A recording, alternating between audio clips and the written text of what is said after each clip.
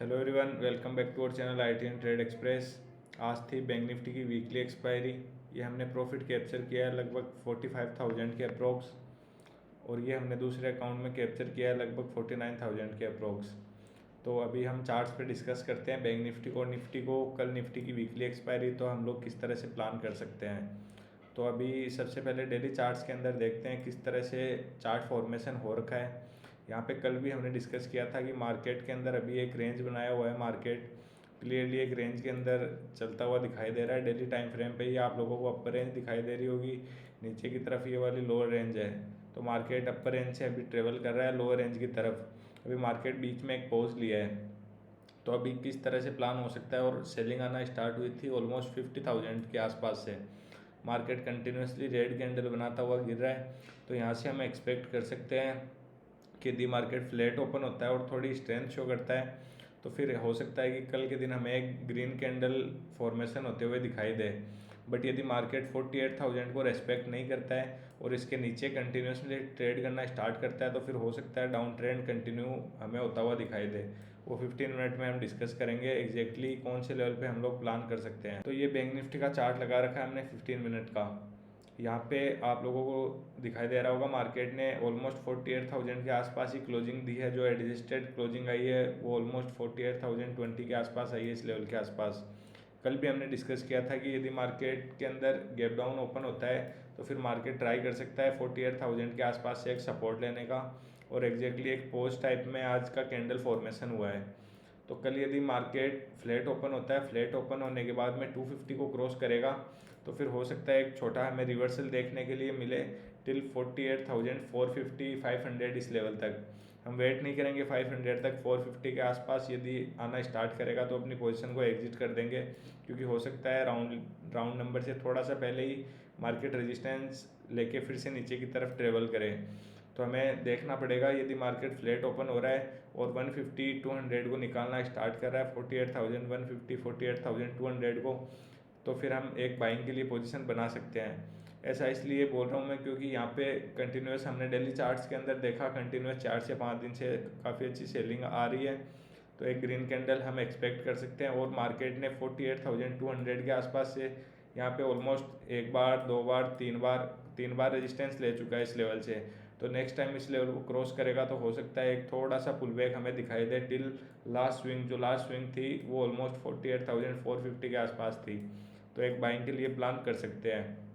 यदि market flat open होता है और जो मार्केट ने होल्ड करने का ट्राई किया है 48,900 950 इस लेवल को, यदि मार्केट इस लेवल के नीचे निकलना स्टार्ट करता है, तो फिर हम सेलिंग के लिए फिर से प्लान कर सकते हैं।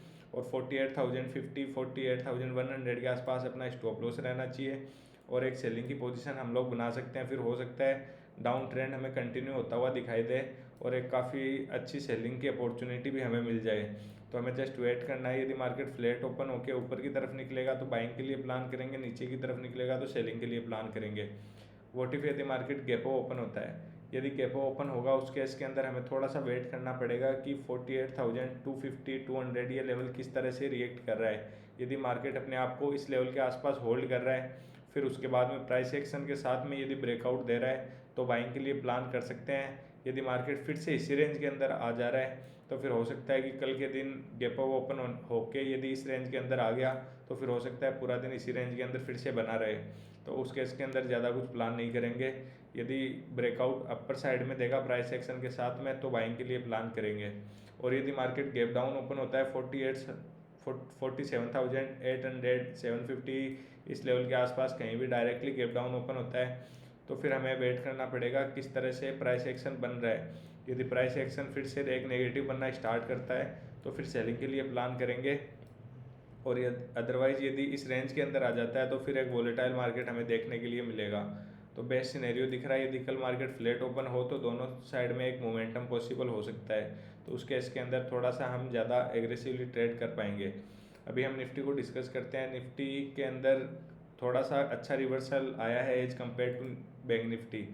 निफ्टी में यहाँ पे ऑलमोस्ट आप लोग देख सकते हो लास्ट स्विंग के ऊपर मार्केट जाने का ट्राई किया, ऑलमोस्ट ट्रेड भी किया लगभग आधे से 1 घंटा। उसके बाद में फिर से एक थोड़ा सेल ऑफ देखने के लिए मिला और फिर से थोड़ी सी रिकवरी हमें देखने के लिए मिली।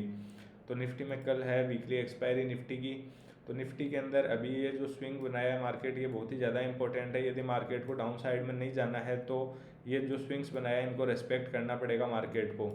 तो यदि मार्केट फ्लैट ओपन होता है, फ्लैट ओपन होने के बाद में यदि मार्केट 350 340 इस लेवल को निकालना स्टार्ट करता है, इस जोन को जहाँ से मार्केट ने रेजिस्टेंस लेना स्टार्ट किया है, तो फिर हो सकता है मार्केट हमें 22,450 500 इस लेवल तक ट्रेवल करता हुआ दिखाई दे।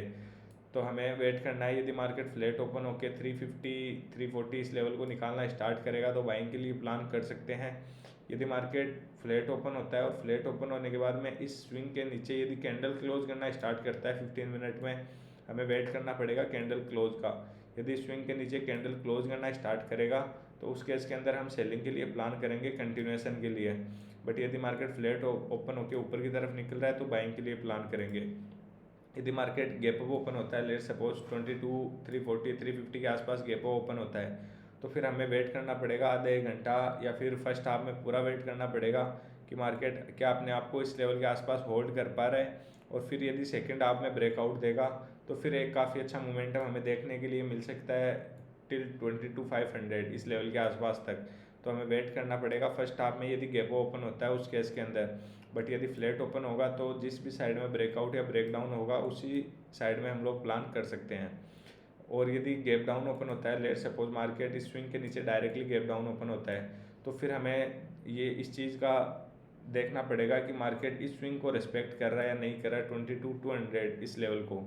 यदि मार्केट इस लेवल के आसपास प्राइस एक्शन बना रहा है, सपोर्ट ले रहा है और बॉटम पे कुछ भी प्राइस एक्शन दिख रहा है बाइंग के लिए, इस तरह का कुछ भी प्राइस एक्शन दिखा, लेट सपोज मार्केट यहाँ पे गैप डाउन ओपन हुआ, मार्केट नीचे की तरफ आया, एग्जैक्टली इसी पॉइंट के आसपास से सपोर्ट बनाने का ट्राई किया, मार्केट ऊपर गया, थोड़ा सा सेल ऑफ आया और मार्केट फिर से इस लेवल को क्रॉस कर रहा होगा, तो फिर हम बाइंग के लिए प्लान कर सकते हैं इस केस के अंदर।